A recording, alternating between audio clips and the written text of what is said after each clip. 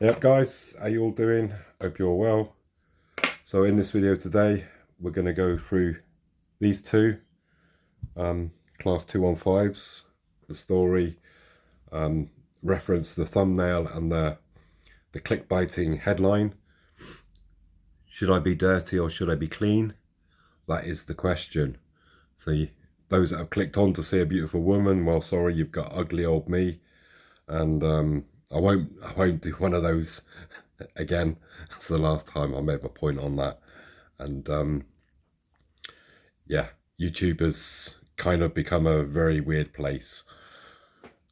We'll come on to all of this in a bit later in the video. So we're going to do these two, the story behind them, the question. I'm also going to then at the end of the video just show you how I can manipulate you as an audience into, you know, advertising something. And I'll come on to that later. This probably will be my last video for a while now because I kind of don't want to say anything. I've told a few people that I contact quite regularly. They know, but I got something serious medically wise, which is a bit shit really, but I'm gonna have to deal with that and in my own way, in my own time. So yeah, as I said, YouTube's a bit of a weird place at the moment. It has been sort of getting there for the last 6 months. I understand that they've got to keep, you know, in competition with people like TikTok, which is, I always thought was weird.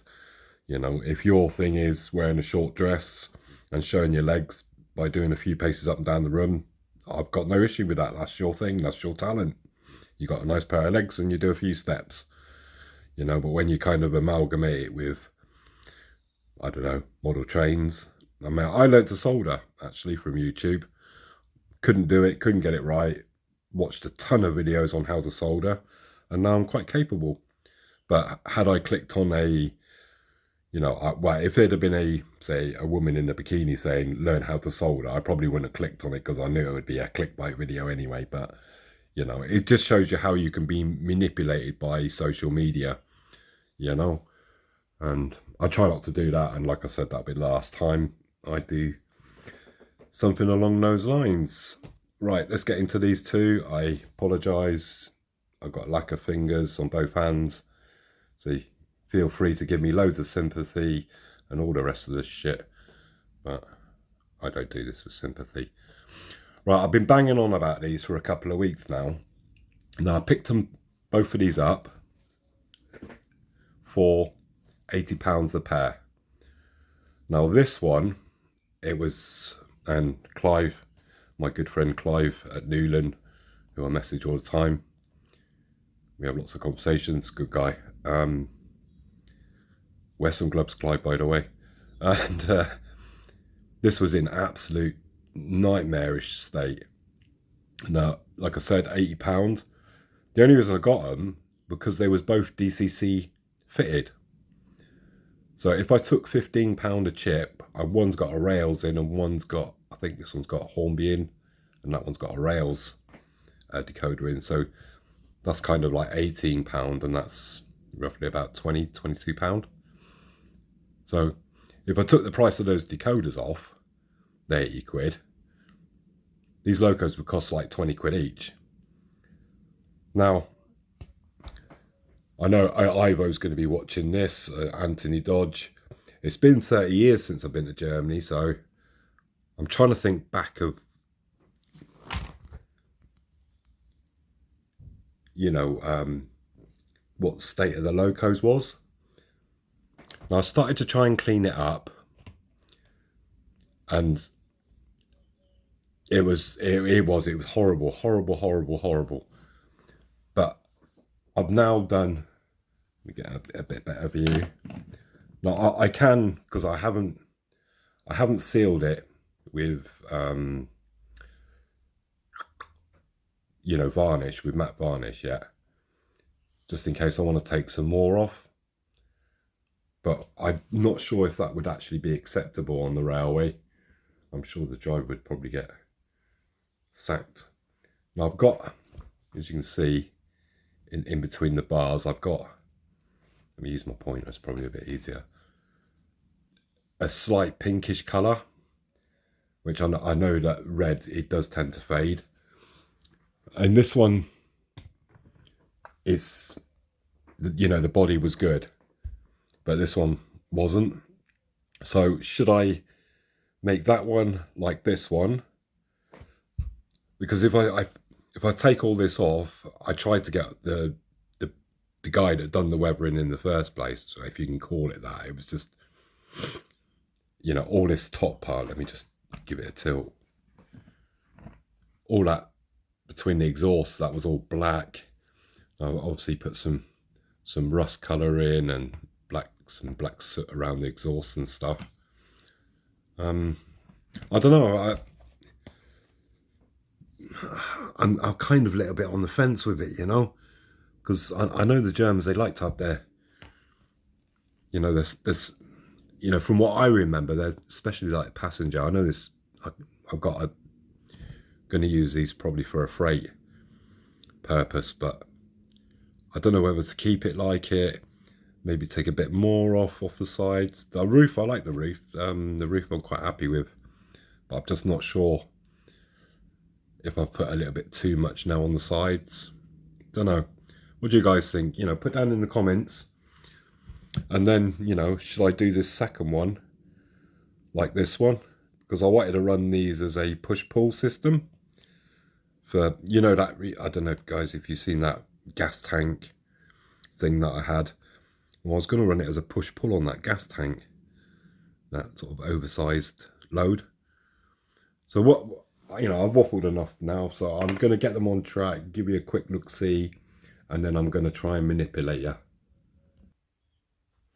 So as you see, I've got them both on the track. And you can see now the difference side by side.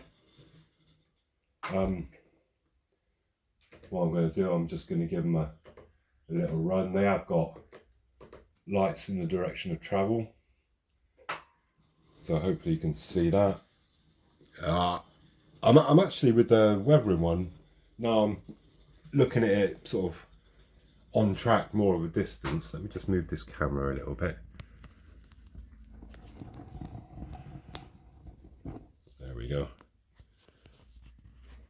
It's much easier to use for me anyway, to use a camera stand. Oh, knocking everything, as I always do.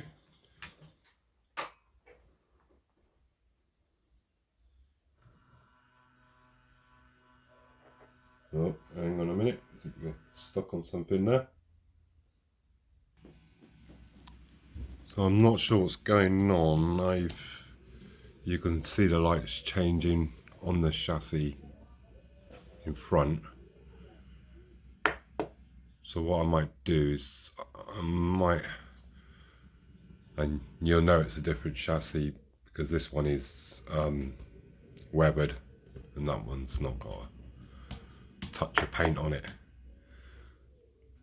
But the lights are changing when I change direction, but there's no movement in it, so I'm just gonna try and swap the decoders over. Excuse me, just to see if it's working. So just give me a second and I'll just go and do that. We'll give that a try. So sadly, I've got a decoder issue there somewhere. Just blown one, so I'm going to have to buy some new ones, but you kind of get the drift anyway. So yeah, put in the comments, keep it clean or keep it dirty. What do you reckon? So, time to manipulate you guys. I'll explain at the end. So, I've just been sent this beautiful DMU from a company called BMO. It looks absolutely fantastic. It's got great details on it. What a wonderful machine.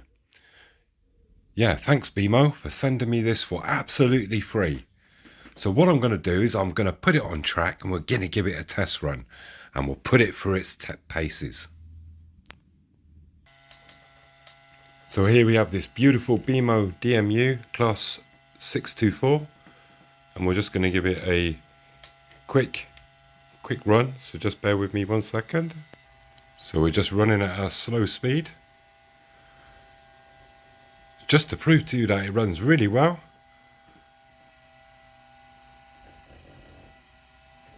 There's quite a slight hum from the motor.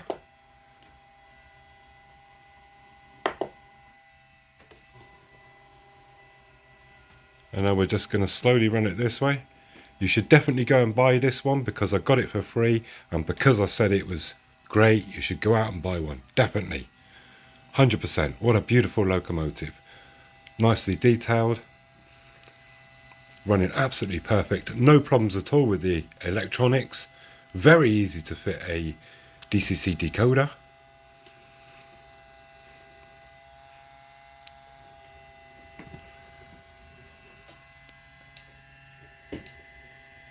Hopefully you can see that. It also has some lights on, which is very good. So yeah, I've got to say, this is probably the best DMU I've ever brought. And yes, you should definitely go and buy one. Nah, not really. But that is how easy it is to manipulate an audience. So, yeah, basically I've fitted a, excuse me, a dummy chassis to the unit, so it's freewheel, so I can use like the V100 with it or something. So I just wanted to show you how easy it is to actually manipulate an audience, you know, whether an item is actually good or is actually bad, because people don't tell the truth. Not that I'm ranting. I've done that. So yeah, got some decoder stuff to do on these two. So yeah, let me know about which one you think's actually better. And yeah, I shall adjust accordingly. I was just using that just to test decoders. So there you go. So I shall see you when I see you, because like I said, I've got some medical stuff to deal with now. So look after yourselves, guys, and see you next time.